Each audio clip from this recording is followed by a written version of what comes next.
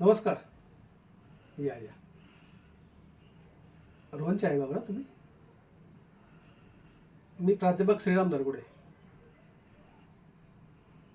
तर मी तुम्हाला यासाठी बोलवलं होतं, तर रोहनचं सध्या अभ्यासात लक्ष नाही आहे आणि असंच चाललं त्याचं नुकसान होणार आहे.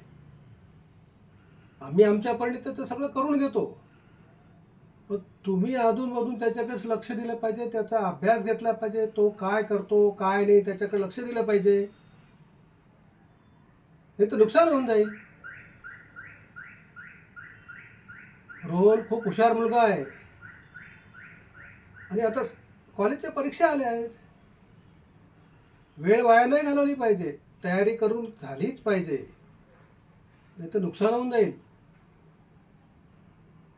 रोहन नंबर 1 येऊ शकतो. बघा आता, विचार करा.